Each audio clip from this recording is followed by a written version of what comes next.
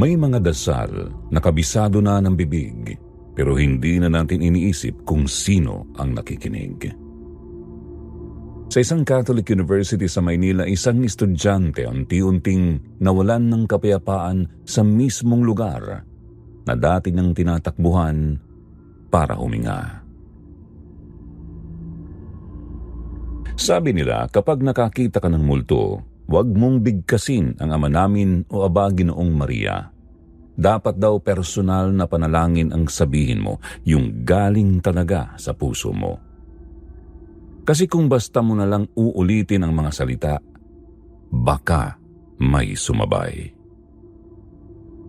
Hindi ko na alam kung totoo ba yun o kwento lang ng mga estudyante sa campus, pero mula nung gabing yun, ramdam ko kung gaano kabigat ang isang simpleng dasal.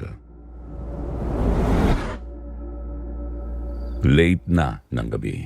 Tahimik ang buong campus. Tanging iilang ilaw ang nag-iilaw sa mga koridor. Pumunta ako sa chapel at tulad ng dati para magdasal bago umuwi. Ang pinto ay bahagyang nakabukas at ang lamig sa loob ay kakaiba. Parang mas malamig kaysa sa paligid ng universidad. Huminga ako ng malalim bago pumasok. Hinayaang ang katahimikan at amoy ng kandila ang bumalot sa akin. Lumapit ako sa huling upuan. Yun ang karaniwan kong upuan tuwing nagdadasal. Umupo at tumangkad sa tuhod. Pinilit pakalmahin ang sarili. Nagsimula akong magdasal. Ama Namin tulad ng bawat gabi. Pero habang binibigkas ko ang mga salita, may kakaiba. Isang tinig ang sumabay sa akin. Mabagal, parang medyo naiibang tono.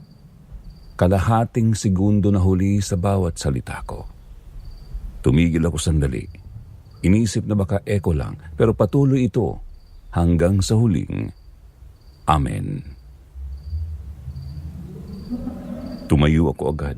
Nanginginig ang kamay kahit pilit kong pinipigilan. Walang tao sa chapel. Walang anino na gumalaw maliban sa akin. Ang lamig, ang amoy ng kandila, ang tahimik na paligid, lahat pareho lang, ngunit may ibang presensya na parang nanatili sa likod ko sa huling upuan. Tumindig ang mga balahibo ko. Umalis ako agad, pilit kalmado, pilit normal, ngunit ramdam kong may nangyari na hindi ko maintindihan. Habang naglalakad pa uwi, ang puso ko ay mabilis, ang isip ko ay paulit-ulit, nagbabalik sa tinig na yon. Hindi ako naniniwala sa multo dati. Hindi ko inakala na ang panalangin, ang dasal na dati ay nagbibigay lamang ng kapanatagan ay pwedeng maging dahilan ng takot. Ngunit mula ng gabing yun, natutunan kong huwag basta-basta magdasal ng malakas sa chapel kapag ikaw lang ang naroroon. Sir Jupiter, hindi ko alam kung mabibigyan mo man ng paliwanag ang nangyari sa akin. Pero ito ang simula ng lahat ng natutunan kong takot at pag-iingat sa simpleng dasal. Hindi ko inakala noon pero ang panalangin ay pwedeng maging mabigat, higit sa bigat ng katahimikan sa loob ng chapel.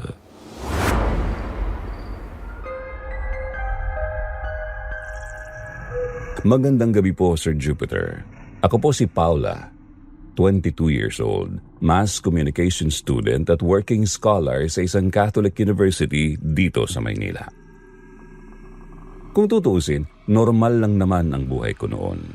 Paulit-ulit, maayos at tahimik ang mga araw ko at umiikot lang sa 3 lugar: classroom, registrar's office, at chapel. Isa po akong working scholar. Kapalit ng tuition discount, tumutulong ako sa mga opisina tuwing walang klase. Nag-aasikaso ng papeles, nag-aabot ng forms, minsan nagtatype ng letters para sa mga professor. Hindi ko po ito tinitingnan bilang pahirap. Sa totoo lang, nakasanayan ko na. Mas gusto ko nga yung may ginagawa kaysa sa nakaupo lang. May sarili akong sistema sa bawat araw. Isang routine na nakakatulong para hindi ako lamunin ng pagod at ingay ng Maynila. Hindi po ako masyadong sosyal o palakaibigan sa karamihan ng tao. Tahimik lang ako sa klase, obserbanteng tumitingin sa paligid at marunong makinig sa iba. Mas gusto ko po ang routine at pamilyar na kapaligiran, kaya kahit simple lang ang mga kaibigan ko, komportable ako. Mas pinipili kong maglakad o mag-commute ng mag-isa kaysa makisalamuha sa ingay ng cafeteria.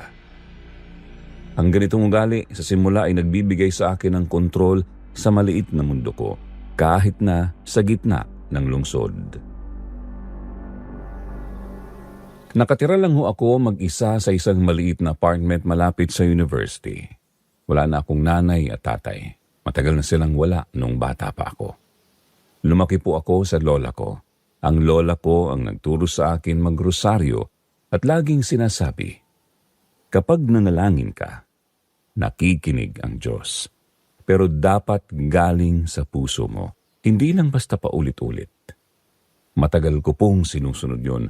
Nang mamatay ang lola ko noong high school ako, napansin kong naging bahagi na sa akin ang pagdasal.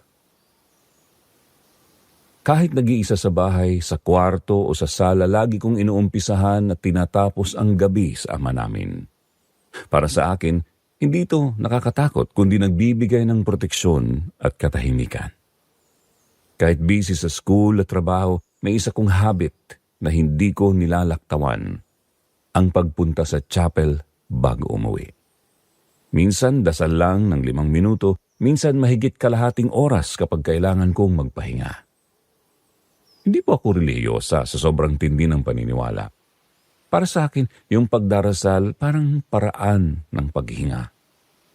Doon ako nagre-reset, lalo na kapag parang magulo na ang lahat. Ang chapel namin, maliit lang, parang extension ng lumang building. Ang sahig ay kahoy. Luma na pero malinis. May 4 na hilera ng bangko sa magkabilang gilid at maliit na altar na may krus sa gitna. Kapag gabi, iisang ilaw lang ang nakabukas, yung altar lamp na kulay amber at ilang kandilang nagiiwan ng amoy ng wax sa hangin. Doon ako madalas sa pinakahuling upuan, sa kaliwa kung saan hindi dumadaan ang mga estudyante. Tahimik doon. Malamig at may pakiramdam ng layo sa mundo. Bago nangyari yung gabing kinuwento ko sa inyo, wala po akong dahilan para katakutan ng chapel. Sa katunayan, yun ang isa sa pinakapaborito kong lugar sa campus. Kapag stressed ako o malungkot ako, doon ako tumatambay. Doon kasi ramdam ko na di ako mag-isa. Doon kasi alam ko na may nakikinig sa akin na alam kong hindi ako huhusgahan. Kaya naman, kapag may mabigat na iniisip, doon ako tumatahimik. Para bang ang mga dasal doon ay hindi sinasadyang naririnig, pero tinatanggap. Walang misteryo, walang takot. Hanggang sa gabing yon. Simula nung nangyari yun, parang may bahagyang nagbago sa araw-araw ko. Hindi naman dramatic talaga. Wala naman akong nakitang multo o narinig ulit kinabukasan. Pero may kakaibang pakiramdam sa paligid na hindi ko maipaliwanag. Parang may malamig na hangin na biglang dumadaan kahit walang electric fan o yung tipong parang may dumaan sa gilid ng paningin mo pero paglingon mo wala naman. Mga ganong sitwasyon na siguro normal lang. Pero dahil alam mong may nangyaring kakaiba, biglang nagkakaroon ng ibang bigat. Kinabukasan, bumalik ako sa chapel. Hindi dahil gusto kong patunayan kung may multo o wala, kundi dahil gusto kong iparamdam sa sarili kong wala akong dapat katakutan. Routine ko yun at ayaw kong mabago. Baka pag pinatulan ko ang takot, mas lalo lang akong magmumukhang tanga. Pagpasok ko, maaliwalas pa. Maliwanag, may mga estudyanteng dumadaan. Parang normal naman ng lahat. Umupo ako sa dati kong pwesto sa pinakahuling bangko at nagdasal. Tahimik ang paligid. Tanging kaluskos ng mga sapatos ng dumadaang estudyante sa labas ang naririnig ko. Sa gitna ng dasal, napatingin ako sa altar. Nakatirik ang 2 kandila. Pareho ang liwanag. Pareho ang paggalaw ng apoy. Wala namang kakaiba. Pero habang nakatingin ako, parang ang ilaw ng altar lamp ay bahagyang nag-flicker. Parang humihina. Tapos babalik sa dati. Napakunot lang ako ng noo. Baka mahina lang ang kuryente. Nagtuloy ako ng dasal, gaya ng dati. Sinubukan kong hindi isipin yung nangyari kagabi. Pero habang nakapikit ako, may pakiramdam akong may nakaupo sa harapan. Hindi sa tabi ko, kundi sa dulo ng hilera. Hindi ko alam kung bakit ko naisip yun, pero para bang may presensyang humihinga sa loob ng chapel. Binuksan ko ang mata ko. Pero wala naman. Tahimik pa rin. Paglabas ko, bigla akong naamoy yung amoy ng kandila. Matapang, parang bagong patay, pero paglingon ko, sarado na ulit yung pinto. Natawa na lang ako sa sarili ko. Napaparanoid ka na, Pao, sabi ko sa isip ko. Minsan kasi, pag alam mong may kakaiba, parang lahat ng bagay nagiging senyales. Lumipas ang ilang araw, bumalik lang ako sa normal.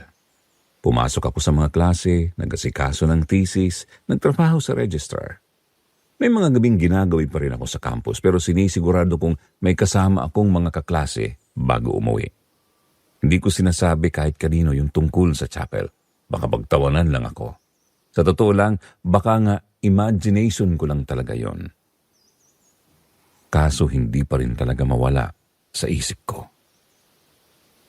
Isang gabi, umuwi ako ng medyo maaga. Habang naglalakad papunta sa gate ng campus, napansin kong bukas ang pinto ng chapel. Hindi ko alam kung bakit pero parang may humila sa akin papasok. Tahimik sa loob, wala ng tao. Gabi na, pero may isang kandilang naiwan na nakasindi pa rin. Sa unang tingin parang normal lang, pero may kung anong bigat sa hangin. Hindi takot, parang lungkot. Lumapit ako sa upuan ko dati. Naupo ako sandali, hindi para magdasal, kundi para maupo lang ng tahimik. Yung tahimik na klase ng pakikinig na parang inaantay ko kung may maririnig ulit akong kakaiba. Pero wala talaga. Kaya napangiti ako. Siguro nga, imagination lang ang lahat. Nang umalis ako, nilingon ko pa ang altar. Napansin kong medyo natutunaw na yung kandila. Yung apoy niya parang humahaba. Hindi ko na binigyang pansin. Isinara ko ang pinto ng marahan. Pero habang naglalakad papalayo, napatigil ako sa gitna ng daan nang marinig ko yung tunog. Hindi naman malakas pero sapat para mapahinto ako. Yung mahabang mabagal na creak ng pinto na bumukas ulit kahit kakasara ko lang. Lumingon ako. Half expecting na may late staff o maintenance na pumasok, pero sarado pa rin ang pinto. Maayos, tahimik. Tiningnan ko ng ilang segundo. Hinihintay ko kung gagalaw ulit. Wala. Hangin lang siguro, sabi ko sa isip ko. Matanda na rin kasi yung pinto. Baka hindi sumasara ng maayos. Inadjust ko pa ang bag ko sa balik at tapos naglakad na lang ulit, pilit na hindi inaalala yung narinig. Naglakad ako palabas ng campus pero habang binabagtas ko yung pathway papunta sa gate, hindi ko maiwasang mapalingon. Hindi dahil may nakikita ako, kundi dahil may nararamdaman lang na parang hindi pa tapos yung gabi. Hindi ko may paliwanag pero may bigat sa hangin. Yung parang may gustong sabihin pero tahimik lang. Pagdating ko sa gate, binati pa ako ng guard na mag-ingat ako pa uwi. Ngumiti ako, pilit at naglakad na palabas. Sa totoo lang, hindi ko na naalala kung sumagot ba ako. Basta ang alam ko lang gusto ko nang makauwi. Habang naglalakad, napansin kong parang mas tahimik ang kalsada kaysa karaniwan. Wala masyadong tricycle, wala ring nag-aaway na pusa o naglalakad na tambay, pati tunog ng hangin, parang humina. Ang naririnig ko lang ay yung mahinang lagitik ng mga hakbang ko at yung tunog ng rosaryong nakasabit sa bag ko. Pag-uwi ko sa apartment, diretsong banyo agad. Sinabayan ko ng paghugas ng mukha yung paghinga ko, hoping na baka dala lang ng pagod ang lahat. Naghain ako ng instant noodles pagkatapos at binuksan ko yung cellphone ko para manood ng YouTube vlogs habang kumakain. Pagkatapos kumain, dumiretso ako sa kwarto. Binuksan ko yung maliit na bintana at kahit medyo malamig na, hinayaan kong pumasok ang hangin. Gusto kong maramdaman na normal lang lahat, na kahit medyo naiilang pa rin ako, siguro nga wala naman talagang kakaiba. Bago matulog, napatingin ako sa lumang rosaryo sa tabi ng unan ko. Luma na ito, galing pa sa lola ko. Madalas kong hawakan yun bago pumikit. Parang automatic na habit. Kinuha ko yun, hinalikan, tapos sinimulan ko ulit ang dasal na halos kabisado na ng katawan ko. Ama namin, sumasalangit ka. Habang inuulit ko ang dasal, parang unti-unti akong kumakalma. Pakiramdam ko, bumabalik ulit yung dati kong sigla, yung paniniwala na ligtas ako, na normal lang ang lahat. Pagkatapos kong sabihin ang amen, napahinga ako ng malalim. Tahimik ulit ang paligid. Wala nang kakaiba, kaya pinilit kong isipin na totoo nga, baka pagod lang talaga ako. Baka nagkataon lang lahat. Pagod, stress, ulan, gabi, baka naghalo-halo lang. Bago ako matulog, napatingin ako sa maliit kong rosaryo sa tabi ng kama. Hinawakan ko ito sandali, parang gusto kong makasigurong andyan pa rin siya. Pagkatapos, ipinikit ko na lang ang mga mata ko. Sa isip ko, bukas babalik na ulit sa normal ang lahat.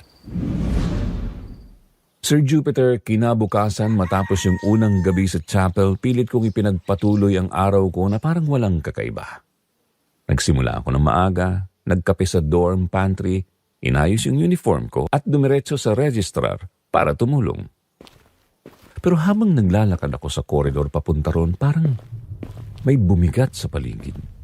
Hindi naman sobrang lamig pero may kakaibang pakiramdam sa hangin. Parang yung tahimik na klase ng lamig na hindi galing sa aircon, kundi galing sa lugar mismo. Sinubukan kong itapon sa isip na baka stress lang. Finals week na rin kasi noon, sabay pa sa trabaho bilang working scholar. Pero habang inaayos ko yung mga papeles sa mesa, napapansin kong palagi akong napapalingon. Yung feeling na parang may dumaang hangin sa likod mo pero walang gumalaw. May mga sandaling maririnig ko yung sahig na parang umuuga kahit ako lang mag-isa sa office. Sinisisi ko na lang sa lumang building namin. Luma na talaga yung sahig, madalas tumutunog kahit walang tao. Pero kahit sabihin kong ganon, iba yung dating. Nung lunch break, dumaan ako ulit sa chapel.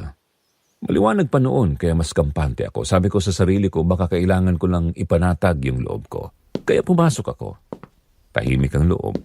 Yung ilaw sa altar lamp kumikislap-kislap, parang hirap manatiling buhay. Naamoy ko ulit yung pamilyar na amoy ng kandila at lumang kahoy. Umupo ako pero hindi na sa huling bangko. Sa bandang gitna lang, saka ako nagdasal ng tahimik. Habang nakayuko, napansin kong parang humina yung ilaw. Akala ko nag-brown out, pero nang tumingin ako, steady lang naman.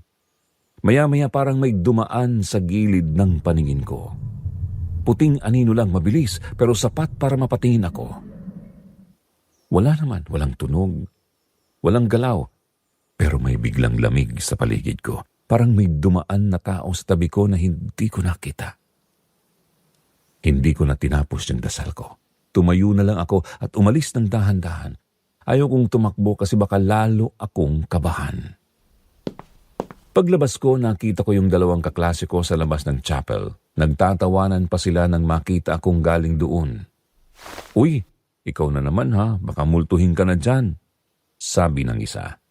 Ngumiti lang ako pero sa loob ko, parang sumikip yung dibdib ko. Noon ko lang naisip, bakit parang normal sa kanila yung mga kwento ng multo sa chapel? Tinanong ko kung saan galing yung biro nila pero sabi nila, ay matagal na yun. May mga nagsasabi dati na may nakaupo raw lagi sa likod. Tumawa lang ako pero kinilabutan ako sa loob. Kasi doon ako palaging nakaluhod. Pag-uwi ko sa dorm, tinatamad akong kumain. Pagod din siguro.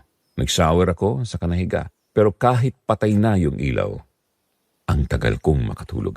Parang hindi mapakali yung katawan ko. At nang sa wakas nakatulog ako, doon na naman nagsimula. Sa panaginip ko, nasa chapel ako ulit. Walang tao, tahimik, pero parehong amoy at liwanag. Ang tanging nag-iilaw lang ay yung altar lamp, yung parehong kumikislap-kislap na parang hirap umilaw. Nakaluhod ako sa huling bangko, doon ulit sa pwesto ko nung gabing may sumabay sa dasal. Nakapikit ako at nagdarasal, paulit-ulit lang, parang walang katapusan.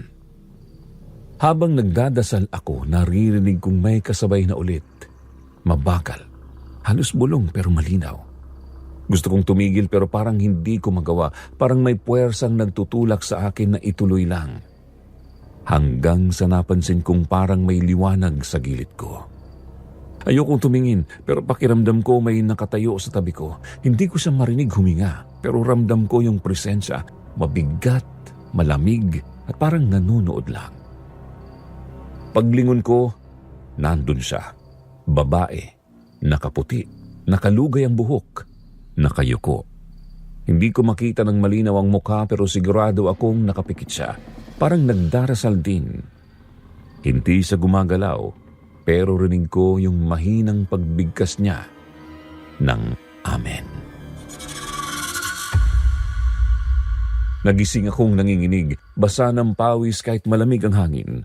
Ang unang pumasok sa isip ko, panaginip lang yon, pero bakit parang totoo?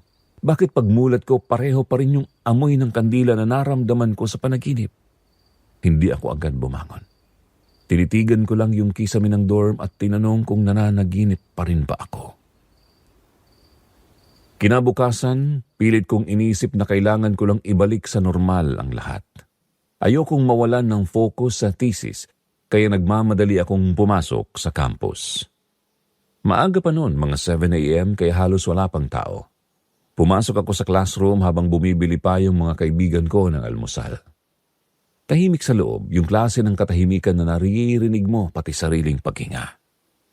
Binuksan ko yung notebook ko at nagsimulang mag-review pero ilang minuto pa lang, may narinig akong mahinang tunog, parang bulong sa aking kanang tenga.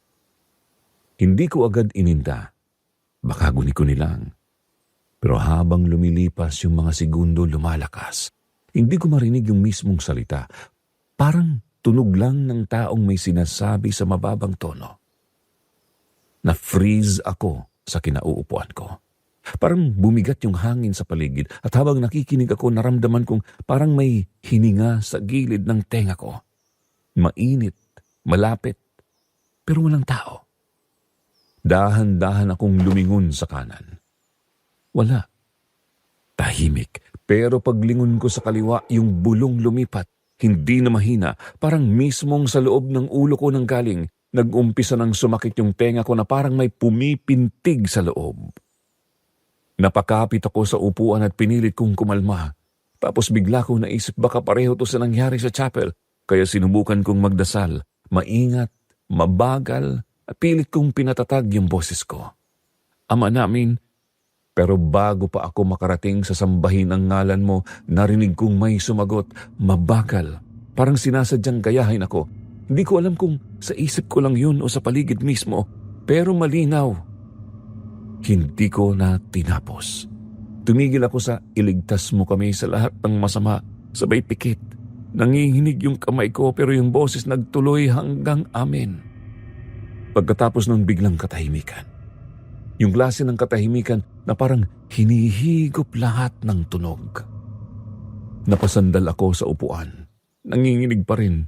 Sinubukan kong huminga ng malalim. Ilang minuto lang pumasok na yung mga kaklase ko. Maingay at tawanan agad. Nagkunwari akong kalmado. Nagbukas ng libro pero hindi ko naintindihan kahit isang linya. Simula nun, hindi na ako mapakali kahit saan. Kahit maliwanag, kahit maraming tao, yung simpleng ingay ng sapatos sa hallway parang yabag na sumusunod. Yung kaluskos ng papel o tunog ng bentilador minsan parang mga bulong na humahabol sa likod ng aking tenga. Napansin ko ring parang lumalakas yung mga tunog kapag nagdarasal ako. Hindi ko alam kung coincidence lang o may pattern. Pero minsan habang naglalakad ako papunta sa library, bigla kong maririnig yung parehong bulong na marahan. Yung parang may gusto lang sabihin pero hindi mo maintindihan. Kapag huminto ako, tumitigil din. Pag tumutuloy ako, bumabalik. Kaya unti-unti, pati sa mga pamilyar na lugar na dati kong pinagtataguan ng stress, yung registrar, chapel, classroom, parang hindi ko na kayang tahakin ng mag-isa. Hindi ko sinasabi sa mga kasama ko kasi baka isipin nilang napaparanoid ako. Pero Sir Jupiter, ang hirap magpanggap na okay kapag mismong katahimikan na ang bumubulong sa'yo. Minsan naglalakad ako sa koridor bandang hapon at sa bawat hakbang, parang may isa pang hakbang na sumusunod. Kalahating segundo lang ang pagitan. Pag huminto ako, humihinto rin. Wala namang anino, pero ramdam ko na hindi ako nag-iisa. At yun ang mas nakakatakot. Hindi yung nakikita mo, kung hindi yung hindi mo alam kung nandyan nga ba. Simula noon, hindi na ako kampante kahit saan. Lahat ng dati kong gawain, parang may kasabay na presensya. Di ko alam kung guni-guni ko lang. Pero sa tuwing mag-isa ako, hindi ko mapigilang lumingon at kahit walang nakikita, sigurado akong may nakamasid. Mula noon, wala akong choice kung hindi magpanggap na busy. Nag-focus sa thesis at sa mga gawain sa trabaho sa registrar at kahit yung routine kong pagpunta sa chapel hindi ko tuluyang tinalikuran. Pero kahit anong pilit kong gawing normal, iba na yung pakiramdam ng paligid. Parang kahit saan ako lumingon, may parte ng campus na nagiging mas tahimik kaysa dati. Yung klase ng katahimikan na parang may nakikinig. Isang linggo matapos yung nangyari sa classroom, sinamahan ko yung kaklase kong si May mag-lunch sa canteen. Sa kanya lang ako medyo nag-open up dahil parang hindi ko na kayang sarilinin. Sabi ko lang, alam mo minsan, parang nakakarinig ako ng bulong kahit walang tao.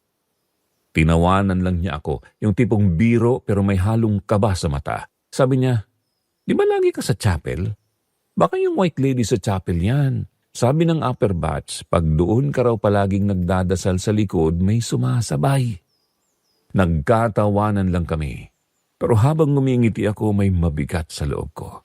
Kasi hindi niya alam. Doon nga ako palaging nakaupo. Doon sa mismong huling bangko. Parang biglang tumahimik lahat sa paligid ko habang tuloy lang siya sa pagkain.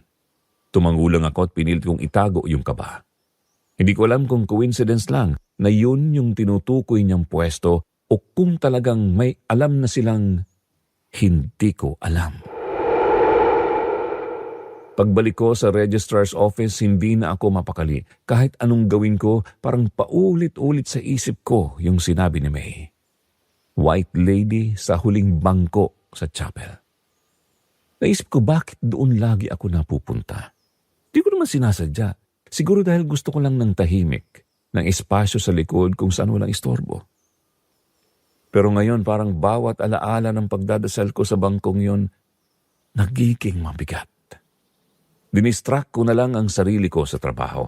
Habang nililipat ko ang mga enrollment forms sa cabinet, napansin ko ang blinds sa bintana.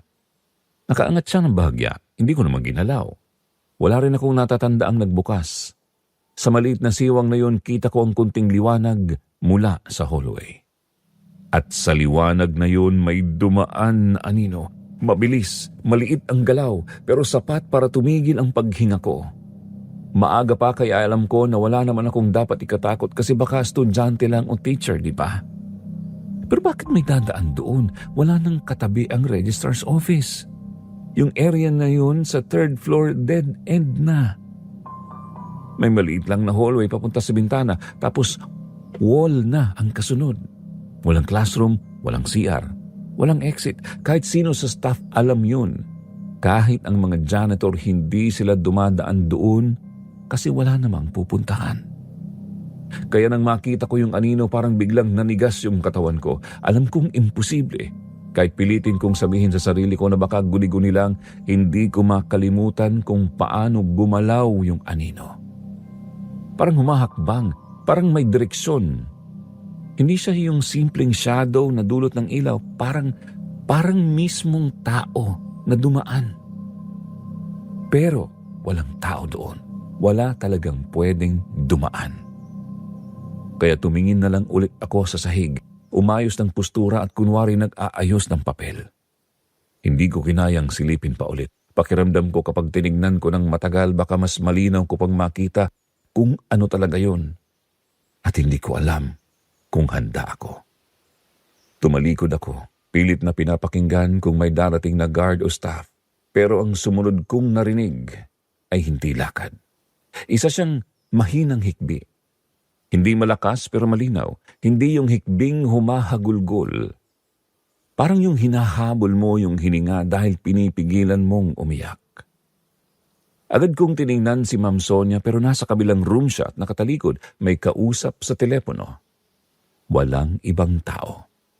Kinuha ko ang earphones ko at agad kong sinuot kahit hindi ako nakikinig sa kahit ano. Tinakpan ko lang ang tenga ko nang hindi ko na kailangang marinig.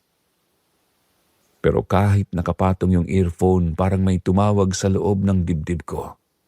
Pao. Hindi siya boses, hindi siya tunog. Parang iniisip mo lang, pero hindi mo naman iniisip. Doon na ako mabilis na umalis. Hindi tumatakbo, pero mabilis na maglakad. Halos hindi tumitingin sa paligid hanggat hindi ako nakakalabas ng registrar. Paglabas ko sa hallway, napansin ko agad na mas maluwag yung paghinga ko na parang may humawak sa balikat ko at binitawan bigla. Hindi ako dumaan ng chapel sa takot ko nung araw na yon, kaya kinagabihan ako ay nagdasal na lang sa dorm. Sabi ko baka makatulong kung itutuloy ko lang yung routine kahit hindi sa chapel. Pero habang nagdarasal ako, napansin kong yung huling linya ng Ama namin, iligtas mo kami sa lahat ng masama. Biglang parang sumasabay ulit ang isang boses sa isip ko. Hindi ko alam kung guni-guni ko na lang talaga dahil sa nalaman ko at sa mga nararamdaman ko. Napapanaginipan at naririnig ko, pero ramdam ko yung paggalaw ng hangin sa likod ko. Napalingon ako, pero wala naman. Sinubukan kong ituloy, pero parang lumalakas yung kaba sa dibdib ko. Simula noon, hindi na ako makapagdasal ng tahimik. Parang laging may nakikinig. Kahit sa simpleng sign of the cross bago kumain, may sandaling nagdadalawang isip ako kung dapat ko pa bang sabihin ng malakas, lalo na kapag mag-isa ako. Dumating yung araw na kailangan naming magpasa ng thesis draft. Halos buong araw ako sa library. Tahimik at puro TikTok ng orasan. Napansin kong sa tuwing may dumadaan sa likod ko, hindi ko maiwasang mapatingin.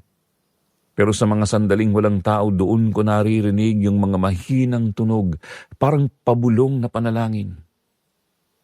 Kinabahan ako kasi feeling ko talaga nababaliw na ako, pero hindi ko afford na ma-distract noong araw na yun dahil sa tinatapos kong thesis. Pero kinahapunan, napadaan ako ulit sa chapel. Hindi ko alam kung anong nagtulak sa akin, pero parang may parte sa akin na gustong patunayan na wala lang yun. Gusto kong ipakita sa sarili ko na hindi ako natatakot. Kaya pumasok ako. Maliwanag pa, may sinag ng araw galing sa salamin ng bintana kaya medyo panatag ako. Nagdasal ako ng mabilis, pero sa bawat salita parang may humihila sa likod ng isip ko. Hindi ko alam kung takot lang o may kasama talaga ako, pero pakiramdam ko hindi ako dapat magtagal doon. Pinilit kong mag-focus sa mismong dasal, pero habang nakaluhod ako, parang biglang lumamig ang hangin sa kanan ko na parang unti-unting may tumayo sa tabi. Hindi ko binuksan ang mata ko kasi alam kong kapag tumingin ako baka hindi ko kayanin. Mas diniinan ko na lang yung paghawak sa rosaryo ko. Nang matapos ako, hindi ko na tinapos na maayos, parang gusto kong tumayo agad at lumabas. At habang nakapikit pa ako, ramdam kong may mahinang humaplos sa balikat ko. Napadilat ako at tumayo agad. Walang tao sa buong chapel. Wala ring gumalaw at doon ko na-realize simula noong araw na sinabi ni May yung tungkol sa huling bangko, hindi ako tinantanan ng pakiramdam na may sumusunod. Hindi ko rin alam kung bakit parang mas lumalapit pa siya. Nung gabing yun, hindi ako makatulog. Kahit nakahiga ako sa dorm bed ko, nakaharap sa dingding, ramdam ko yung bigat ng paligid. Hindi naman malakas yung hangin, pero parang may malamig na parte ng kwarto na hindi nawawala. Yung tipong mas malamig kaysa sa aircon. Di ko alam kung dahil sobrang pagod ko, pero kapag pumipikit ako, lumalabas ulit yung chapel sa panaginip ko. Paulit-ulit, palaging yung huling bangko, palaging may babae sa gilid ko na nakalahod din. Pero hindi ko makita ang mukha niya sa bangungot ko. Lagi siyang nakayuko, nakaputi at nakalugay ang buhok. At habang nagdarasal ako sa panaginip, naririnig ko na may sumasabay. Pero mas mabagal, mas malalim. Parang inuulit niya yung mga salita ko na halos ilang segundo sa likod ko. Kapag umahon ako mula sa panaginip, hindi ako agad nakakahinga. Parang mabigat ang dibdib ko at hindi ko alam kung nagising ba ako talaga o naitulak lang ako palabas. At dumating na yung araw na hindi ko makakalimutan. Umaga yun, hindi pa masyadong matao. Nakaupo ako sa upuan sa harap ng registrar's office. Hinihintay yung staff na bubukas ng second office. Wala pang ibang estudyante. Tahimik ang buong koridor. Nakayuko ako at nakatingin ako sa notes ko, nagre-review para sa long quiz nung araw na yon. Habang nagbabasa ako, biglang may dumaan sa harapan ko. Hindi ko agad tinaas ang tingin pero nakita ko yung sapatos niya. Sandals na may maliit na takong, kulay itim. Ang napansin ko talaga ay yung balat niya sa ankles. Sobrang puti, maputi na parang hindi tao. Puting parang papel. Dumaan lang siya ng diretso, tahimik, papunta sa bandang kaliwa. Uupo sa direksyon ng dead end. Sa instinct na paangat ang ulo ko, baka janitor o professor. Pero nang tingnan ko yung koridor papunta sa kaliwa, wala. As in, walang tao sa kaliwa. Walang dumaan. Napatingin ako ulit sa sahig. Iniisip kung baka nag-hallucinate lang ako o baka nasapawan ng ilaw kaya parang may dumaan. Pero sigurado ako, narinig ko pa nga yung mahina na pitik ng takong sa tiles bago tuluyang lumampas sa paningin ko. Hindi ko alam kung bakit automatic pero nag-sign of the cross ako at habang pinagdarasal ko na sana na matapos na yung araw na yun nang walang kahindik-hindik na kasunod, tinapos ko muli ang dasal ko sa Ama namin gaya ng nakasanayan. Ama namin, sumasalangit ka. At bago ko pa masabi yung susunod, may pumasok agad na boses sa tenga ko. Hindi tunog ng isip ko, hindi echo, hindi imagination. Isang pabulong na sinasamayan ang mismong dasal ko. Parang minumulto yung mismong bibig ko, parang kinakain yung mga salita habang sinasabi ko sila. Sobrang lamig ng kamay ko at ang bilis ng tibok ng puso ko na halos hindi ko na alam kung ano ang uunahin kong gawin. Tinapos ko na lang ng mabilis yung dasal kahit nanginginig na yung boses ko. At doon nagbago ang lahat. Dati chapel lang ang kinatatakutan ko, pero simula noong araw na sinabayan niya ang mismong dasal ko kahit wala ako sa chapel, parang sunod-sunod na ang mga tanong. Kung hindi lang siya sa chapel, kung kaya niya akong sundan kahit saan, ano pa kaya ang kaya niyang gawin? At doon nagsimula yung pakiramdam na kahit gaano ako karelihiyosa, kahit gaano ako kasanay na magdasal, parang may parte ng faith ko na natutuklap isa-isa. Parang nagiging takot lahat ng bagay na dati ay nagbibigay ng comfort sa akin. Simula noon, hindi na ako sigurado kung ligtas pa ba ako kapag nagdarasal. At hindi ko rin alam kung may naghihintay ba na sagot kapag natapos ko ang dasal ko. Lalo na kapag sinabi ko ang Amen. Mula noong araw na yon sa registrar, parang wala na akong lakas o ganang ngumiti. Bawat kilos ko, pagpasok sa klase, paggawa ng thesis, trabaho sa opisina, parang mabigat, puno ng pagod at kaba. Kahit gaano ko subukang mag-focus, parang may bahagi ng paligid na palaging tahimik at nakamasid sa akin. Hindi ko na mabilang kung ilang gabi akong hindi nakakatulog dahil sa paulit-ulit na bangungot. Ang mga dati ay normal lang, pagsulat, pag-aaral, pakikipag-usap. Ngayon, parang laban na. Hindi ko na sinusubukang iwasan ang presensya, pinipili ko na lang ang survival mode. Gumising, magtrabaho, mag-review, magdasal ng mabilis sa pribadong lugar at huminga ng malalim sa bawat oras na walang kakaibang naririnig. Hindi ito normal o komportable pero nakakaligtas ako. At unti-unti kong natututunan tiisin ang takot at kaba sa bawat galaw ko. Habang papalapit ang undas, ramdam ko ang dagdag na tensyon sa hangin. Hindi lang dahil sa petsa, kundi dahil sa unti-unting pagdami ng mga kwento ng alumni at estudyante tungkol sa mga kakaibang nangyayari tuwing malapit ang araw ng mga yumao. Lalo itong nagpapalakas ng kaba ko kahit pagustuhin kong huwag pansinin. Nakakaapekto na sa aking pag-iisip at sa normal na daloy ng araw. Isang hapon, pagkatapos ng klase, pinili kong manatili sa silid para tapusin ang reflection paper. Ayaw ko munang umuwi agad. Ayaw kong mapag-isa sa dorm. Ang professor ko rin ay nanatili para ayusin ang mga papel niya. Hindi naman kahinahinala, normal lang yun sa kanya. At habang nag-aayos siya, sinabi niya lang ng walang halong drama. Parang mabigat ang pakiramdam dito sa campus sa ganitong panahon, no? Hindi ako agad sumagot pero ramdam ko na tama siya. Yun din ang pakiramdam ko at hindi ko maipaliwanag kung bakit. Okay ka lang ba, Paula? Tanong niya. Simple lang. Hindi ito parang interrogation. Hindi ito nakakahiya. Parang concern lang ng isang taong nakakaintindi. Napaisip ako at sa isang maliit na tinig sa loob ko, alam kong kailangan kong magsabi kahit papaano. Kaya huminga ako ng malalim at sinabi, medyo nahihirapan po ako sa tulog at medyo nakakaramdam ng hindi ko po maipaliwanag. Hindi ko pa masabi ang tungkol sa mga boses o anino. Hindi ko kasi alam kung maniniwala ba siya. Ngumiti siya, tahimik lang at nagkwento tungkol sa sarili niya noon. Noon, nung nagsisimula pa lang ako magturo, minsan naiwan ako sa campus ng matagal. Habang naglalakad sa walang tao na hallway, pakiramdam ko may sumusunod sa akin. Wala namang nakikita o naririnig, pero ramdam mo lang, basta ganito lang talaga sa luma at tahimik na mga gusali, lalo na kapag malapit na ang undas. Nakinig ako ng maigi. Hindi siya nagbibiro, ramdam ko na naiintindihan niya ang pakiramdam ko.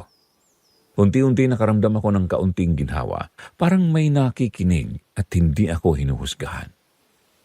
Hindi ko mapigilan kaya nagpatuloy ako at sinabi, parang may sumusunod po sa akin pero hindi ko alam kung ano, hindi ko rin po maintindihan. Tahimik lang siya. Tumango. Nakita ko na hindi niya ito pinagtawanan. Hindi rin niya pinilalaki. Tila sinasabi lang niya na pinaniniwalaan niya ako. At yun lang ang kailangan ko sa ngayon na may nakakaintindi. Pagkatapos ay binigay niya ang simpleng payo. Kung po pwede, iwasan mo muna ang mga lugar na palagi mong pinupuntahan mag-isa. Hindi ko pa rin alam kung bakit pero tinanggap ko ang sinabi niya. Nang itanong ko, medyo pabiro at may halo ng seryoso siya. Huwag kang maupo mag-isa sa last row ng chapel. May kwento raw na may nagpapakita doon. Hindi naman nananakit, pero nag-aabang and she befriends yung nagdadasal. Mag-isa. Parang tumigil ang mundo sa isang segundo. Doon ako palaging nagdarasal. Huling bangko, mag-isa, tahimik. Lahat ng nangyari sa akin, ang boses, ang anino, ang panaginip, dawit sa lugar na yon. Biglang naisip ko na sa simpleng pag-upo ko doon, tila inimbitahan ko ang presensya na sumabay sa akin. Simula noon, hindi ko na pinupuntahan ang chapel mag-isa. Kahit masakit sa loob, iniwasan ko. Pero hindi nito pinatay ang panalangin ko. Patuloy akong nagdarasal sa dorm o sa ibang tahimik na lugar. Ngunit ramdam ko pa rin na may nakamasid sa akin.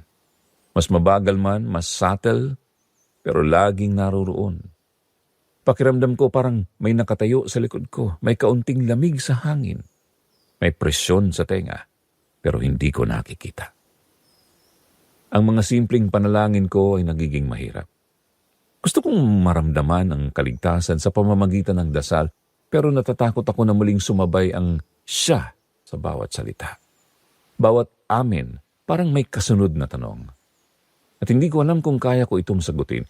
Nakakahiyaman pero kailangan kong tanggapin na unti-unti nang natutuklap ang bahagi ng faith ko. Hindi ito kasing simple ng dati. Hindi kasing ligtas. Ang takot ko ngayon ay hindi na basta pangkaraniwan o random lang. Alam ko na may pattern. Parang sinusundan ng presensya ang nakasanayan kong routine. Natatakot ako at kaya nga iniwasan ko na ang chapel. Pero kahit sa dorm, kahit sa pribadong lugar, ramdam ko pa rin na may nakamasid. Parang mas malapit pa nga kaysa dati. Minsan habang nagdarasal ako sa dorm, naramdaman ko ang maliit na lamig sa paligid. Parang may dumarampi sa balikat ko o may nakatingin sa likod ko. Hindi ito halata sa iba, pero sapat para panatilihin ang kaba sa dibdib ko. Hindi ko alam kung paano ko haharapin ang bawat dasal. Gusto kong makaramdam ng ginhawa at kaligtasan, pero takot na muling sumabay ang presensya. Sa bawat sandali, nakakaramdam ako ng halo ng takot at pananampalataya. Kahit gusto kong maging matapang, alam ko na may sumusunod. Hindi lang ito lugar na haunted, ako na mismo ang target. Kahit gaano ako karelihiyosa o kapraktikal sa pagdarasal, ramdam ko na may binuksan akong hindi sinasadya sa pamamagitan ng pag-upo sa parehong lugar, sa parehong routine, at sa pagdarasal ng mag-isa. Ngayong sinusubukan ko ulit ayusin ang isip ko habang sinusulat ito sa inyo, napapansin ko kung gaano nakabigat ang bawat araw ko. Simula ng talikuran ko ang chapel, lalo akong nagiging sensitibo sa bawat tahimik na sandali. Hindi ako takot sa dilim dati, pero ngayon kahit liwanag ng hallway, may bigat na. Parang kahit saan ako tumingin, may nakahabol ng kalahating hakbang sa likod ko. Hindi ko nakikita pero naroon lang, sapat para magpatigas ng balikat ko. Hindi ko na binalikan ng chapel mula nang masabi ng professor ko na umiwas muna ako. Sinunod ko yun, hindi dahil naniniwala ako agad sa kwento niya, pero dahil hindi ko na kayang dalhin ang kaba na naramdaman ko doon. Kaya nagdarasal na lang ako sa dorm, pero kahit doon hindi ko makuha ang dating pakiramdam ng katahimikan. Para bang yung mismong sandali ng pagdarasal na dati ay pahinga ng kaluluwa ko. Ngayon ang mismong oras ng pagpitik ng nerbiyos ko. Pinipilit ko pa rin magdasal gabi-gabi. Hindi ko yun kayang isuko kahit gaano ko kagustong tumakbo palayo sa lahat ng nangyayari. Pero ang pinaka nagpahirap sa akin ay ang bahagi ng Ama namin. Dati yun ang pinakanatural na dasal sa bibig ko. Madulas, pamilyar. Parang may sariling musika sa utak ko. Pero nitong mga nakaraang araw, hindi ko na masabi ng diretso. Una dahil sa takot, pero higit pa roon. Dahil ramdam ko na hindi ko sa sinasabi. Mag-isa. Tuwing papasok ako sa unang linya, umaangat ang balahibo ko. At kapag nasa kalagitnaan na ako, lumalamig ang likod ko. At parang may humihinga sa mismong tabi ng tenga ko. Hindi ko marinig ng malinaw pero alam kong may sumasabay. Hindi ito imagination, hindi ito pagod. Ito yung uri ng pakiramdam na hindi kailangan ng tunog para maintindihan. At bawat beses na nangyayari yun, natatapos ko ang dasal ng halos nanginginig. Pilit na pinapabilis ang huling mga salita para matapos agad. Kaya dumating ako sa punto na wala na akong ibang maisip kundi ang mangumpisal. Hindi dahil may nagawa akong mabigat na kasalanan, pero dahil kailangan kong may mapagsabihan na hindi ako huhusgahan.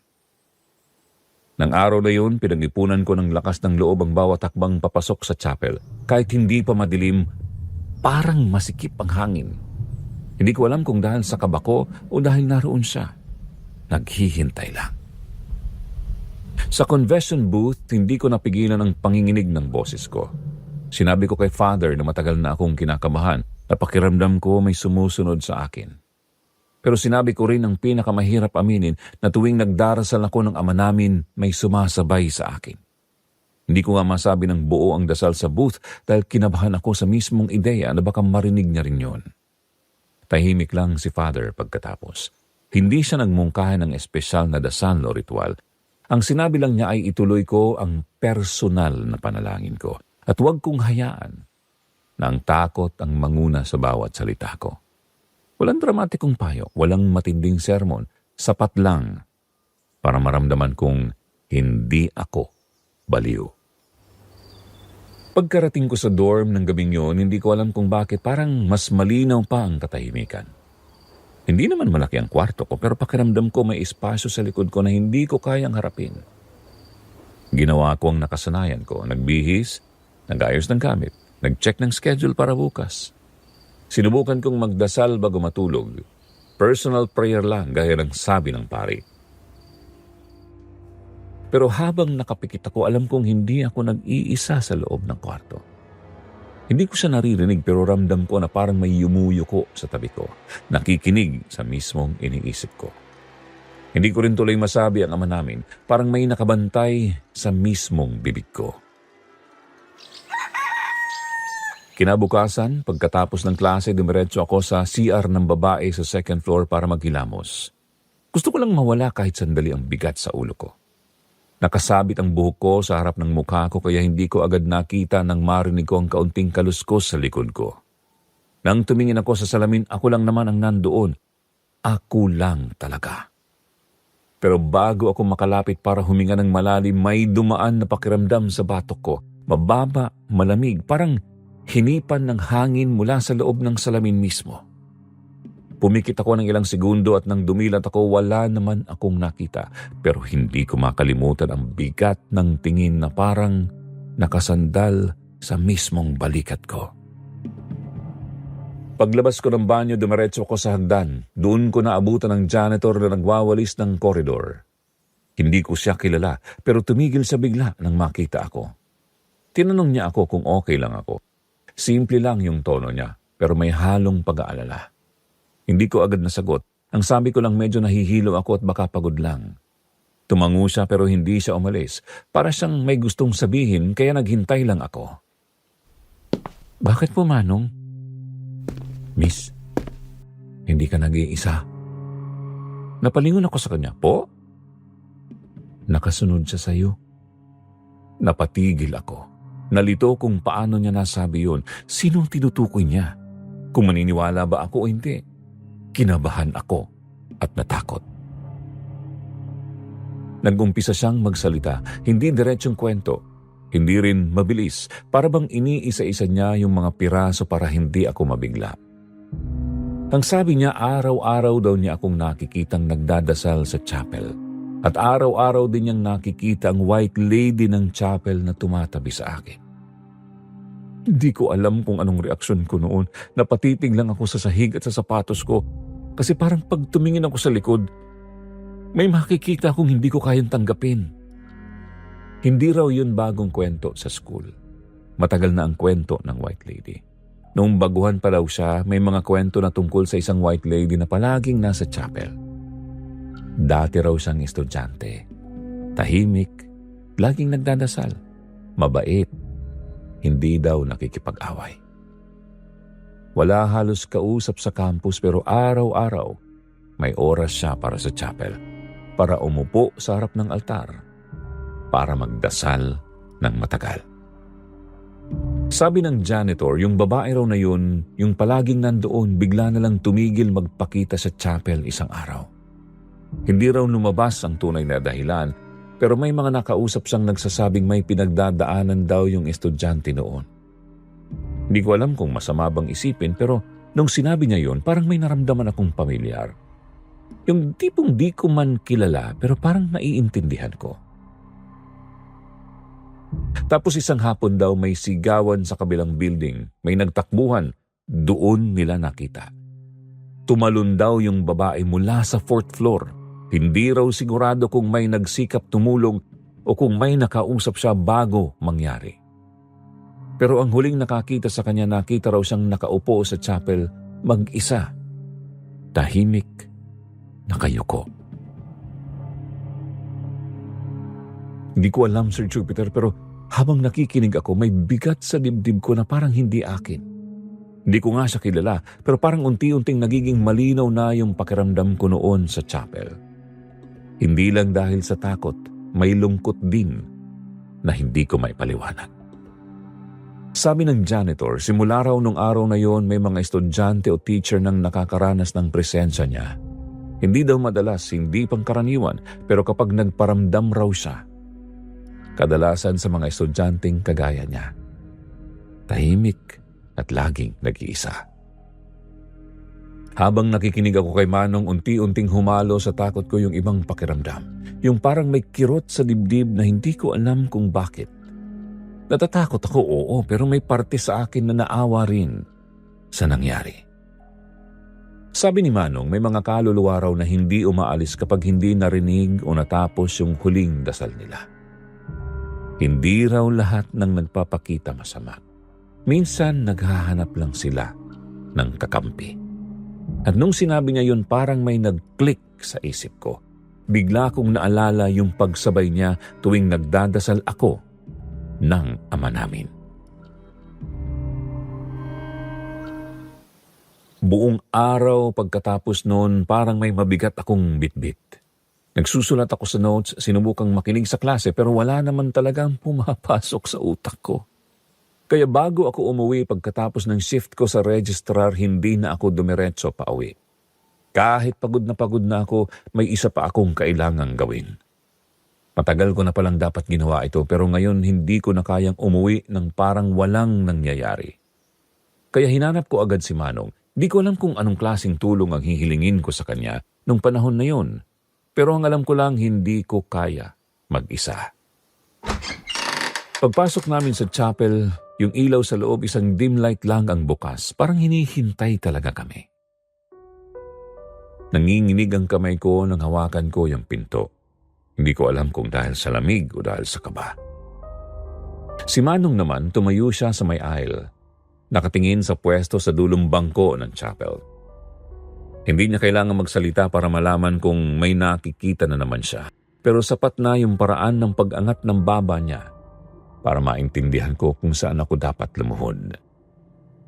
Umupo ako sa kneeler. Humawak sa gilid ng bangko at pinilit gawing normal ang paghinga ko kahit nanginginig ang kamay ko. Hindi ko alam kung paano magsisimula pero sinabi ko lang sa Panginoon kung ano yung totoo na natatakot ako, napagod na ako, at hindi ko alam kung ano pa ba ang dapat kong gawin. Hiniling ko na bigyan ako ng lakas, pero ngayon imbis na ipagdasal na lubayan na ako ng kaluluwa, mas hiniling ko na sana tulungan niya na lumaya ang espiritong sumusunod sa akin. Inamin ko rin na akala ko pahamak ang dulot ng kaluluwa na ito, pero ngayon, ramdam ko na isa lang siyang kaluluwang naghahanap ng kahit anong boses na makikinig. Hindi ko alam na yung hinihingi kong katahimikan ay may sinasaktan palang iba. Habang nagsasalita ako, may malamig na presensya na lumuhod sa tabi dahil parang mas bumaon ang kneeler. Hindi ko makita, pero parang unti-unting bumibigat yung hangin sa mismong batok ko. Hindi nakakatakot tulad ng dati. Narinig ko si Manong sobrang hina, halos parang gustong itago ang boses niya sa hangin. Nakikinig siya, miss. Kaya ipinagpatuloy ko yung dasal at humingi ako ng awa para sa kanya, para sa estudyanteng namatay dito sa university, para sa mga gabing hindi siya matahimik at para sa dasal niya na hindi niya natapos o hindi natupad para sa kanya bago siya sumuko. Habang nagsasalita ako, yung lamig sa paligid mas bumigat muna, pero pagkatapos nun, parang unti-unting lumuwag yung hangin na parang may humihinga ng mas maayos sa likod ko. Nagkatinginan kami ni Manong at marahan siyang kumilos, parang pinapahimig lang sa akin kung ano ang susunod. Kaya sinimulan ko ang Ama namin, mabagal at puno ng emosyon. At habang dinadasal ko yun, narinig ko ulit siya pero hindi na siya nag-e-echo. Hindi nang gagaya, hindi nang aasar. Parang nakikiusap lang at nakikisabay sa akin. Sa bawat linya ng dasal, gumagaan yung hangin sa chapel. Yung pressure sa balikat ko, unti-unting nawawala hanggang sa wala na akong ramdam na nakasunod. At pagdating ko sa amin, parang kumalma yung buong kwarto. Walang lamig, walang bigat, tahimik lang. Nanatili akong nakaluhod ng ilang sandali kasi hindi ako sigurado kung babalik ba siya o tapos na talaga. Pero lumapit si Manong dahan-dahan at mahina niyang sinabi na umalis na raw ang babae. Tumayo ako ng mabagal. Magaan yung pakiramdam ko para sa sarili ko pero may bigat din para sa kaluluwang matagal na naghintay ng dasal na ganito. Naglakad kami palabas ng chapel ni Manong bago niya sinabi sa akin, "Napalaya mo na siya." Sir Jupiter, lumipas ang ilang buwan at natapos ko rin ang aking degree. Hindi ko inakalang aabot ako doon ng buo, pero heto ako ngayon. Nagtatrabaho na sa registrar ng universidad. Hindi na bilang working student, kundi bilang regular staff. Araw-araw pa rin akong dumadaan sa chapel at napapansin ko na yung mga lugar na dati ay mabigat at malamig. Ngayon, parang normal na ulit. Tahimik pa rin, pero hindi na yung tahimik na nakakakaba. Tahimik na lang. Minsan humihinto ako sa tapat ng pinto, hindi dahil natatakot ako, kundi bilang paggalang sa nangyari doon at sa kaluluwang minsang naghanap ng makakasabay magdasal. Nagdadasal pa rin ako paminsan-minsan, pero mas payapa na. Mas personal na puno ng takot. At kapag naaalala ko yung babae sa puti, umaasa akong tuluyan na siyang nakakapagpahinga. Pagkatapos ng graduation, lalo pang naging abala ang buhay ko. Paperwork, students, deadlines, but strangely, mas grounded ako ngayon. Natuto akong maging mas pasensya sa sarili ko. Mas mapansin ang katahimikan sa paligid at mas sensitibo sa mga taong tahimik na humihingi ng tulong kahit walang sinasabi. Sa mga gabing tahimik, bumabalik sa isip ko yung sandali sa chapel at nare-realize kong mas binago niya ang compassion ko kaysa sa takot ko. At habang sinusulat ko po ito sa inyo, umaasa ko na may isang taong makakabasa nito at mararamdamang hindi sila nag-iisa. Kahit parang may bigat na sumusunod sa kanila na hindi nila may paliwanag. Mga kasityo bangungot, tahimik pero mabigat ang kwentong ibinahagi ni Paula. Hindi po ito yung tipikal na multong nananakot para lang manakot. Isa po itong kwento ng pananampalataya, ng takot na unti-unting pumapasok sa araw-araw at ng isang kaluluwang naiwan sa gitna ng dasal. Hindi dahil gusto niyang manakot, kundi dahil may hinihintay siyang makinig. Kung bibigyan ko ng rating ang kwentong ito para sa akin ay 9 out of 10. Kung kayo po ay nagdadasal ngayong gabi, gawin ninyo ito ng buong puso, hindi lang para sa sarili ninyo, kundi para na rin sa mga kaluluwang baka matagal nang naghihintay ng kapayapaan. Ito po si Jupiter hanggang sa susunod na gabi, dito sa Sitio Bangungot.